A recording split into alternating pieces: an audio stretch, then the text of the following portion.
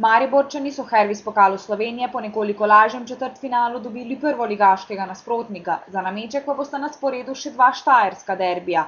Po slabši predstavi v prvenstvu vijoličasti vse stavijo na pokal. Ambicije, kot sem rekel, so nam visoke, da pridemo v finale in tam tudi zmagamo, tako da ne glede na vse se bomo dobro pripravili in poskušali to tudi uresničiti. Ne bi rekel zdaj, da smo samo osredotočeni na pokal, ampak sigurno, da si želimo, da osvojimo lovoriko. Potem, ko so ugnali večnega rivala iz prestolnice in gorenjski Triglav, in bodo tokrat nasproti stali Celjani. So dober nasprotnik, igrajo eno čvrsto igro. Po zadnji prvenstveni zmagi z 2-0 so v taboru štajerske prestolnice prepričani, da jim lahko uspe tudi v pokalu.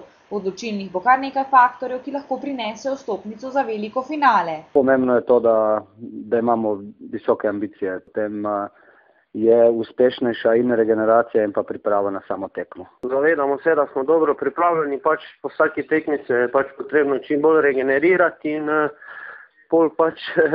na vsaki tekmi dati vse od sebe. Kljub temu, da mariborska klop ni popolna, lahko do zmage pripomore tudi prednost domačega terena, ki pa je moštvo v tej sezoni nikakor ne zna izkoristiti. Ne igramo najboljše v Ljudskem vrtu, oziroma nam nasprotniki povzročajo kar nekaj težav. V prejšnji sezoni je bilo to popolnoma drugače. Mislim, da to ni velika prednost v tem trenutku. Pred domačimi navijači ustvariti čim boljši rezultat in da lahko gremo čim bolj mirno odigrati v Celje. 5-kratni pokalni zmagovalci, ki so zadnjič na prestol najboljših stopili leta 2004, si želijo ponoviti uspeh izpred 6 let in Ljudski vrt ohraniti vijoličast.